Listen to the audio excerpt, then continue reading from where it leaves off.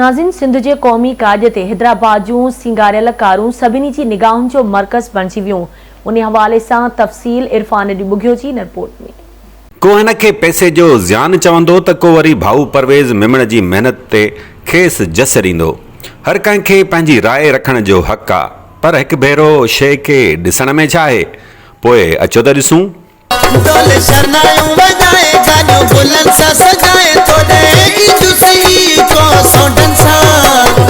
ही हैदराबाद वासी परवेज़ मेमण आहे ऐं हीअ संदसि कार आहे जेका सकाफ़ती ॾिहाड़े ते सोरहनि सिंगारनि सां सिंगारी वई। अजरक, टोपी, मोड़, विंजड़ियूं, चूड़ियूं, गुलदान, शोपीसनि समेत केतिरा ई आइटम वॾी महारत ऐं तमामु ख़ूबसूरतीअ सां कार ते लॻाया विया।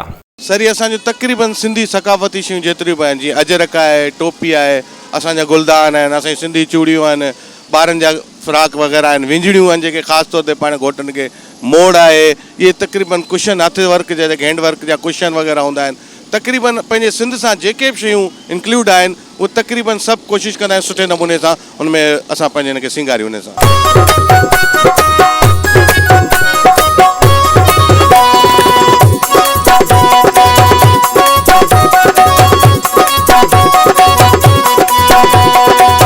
पुछियोसीं त भाऊ हेॾा ख़र्च कार ते कया अथव, ख़ुशीअ जे हिन मौक़े ते बोर्ड मुतासिरनि सां बि महल मल्हायो आहे न?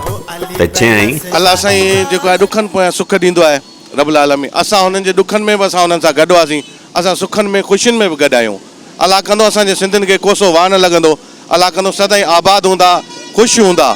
बाक़ी अलाह जे तरफ़ां हिकिड़ा आहिनि, रब उन्हनि जे मुश्किल आसान कंदो, अलाह कंदो ॿेड़ीअ जा ॿीणा थी वेंदा। परवेज़ मेमण जी दावा आहे त हू सिंधी सकाफ़त सां इश्क करे थो। सिंधी सकाफ़त जे सदके खे सभु कुझु मिलियो आहे, त पोइ हू छो न दिलि खोले ख़ुशी मल्हाए। ख़र्च जो अंदाज़ो कोन्हे, हाणे हिन ते दिलि वॾी हूंदी आहे, दिलि चवंदी आहे वधि में दोस्तनि सां गॾु इंजॉय कयूं, हिन ॾियारे खे इंजॉय कयूं। सिंधी नौजवान ऐं ख़ासि तौर ॿारड़ा सेल्फियूं कढाईंदा रहिया। शाल रब पाक हर सिंध वासीअ खे एतिरा गंज ॾे जो हू पंहिंजी सुहिणी सकाफ़त सां दिलि खोले मोहबत जो इज़हार करे। कैमरामैन यासिर कोराई सां गॾु इरफान अली बुघियो, आवाज़ न्यूज़, हैदराबाद।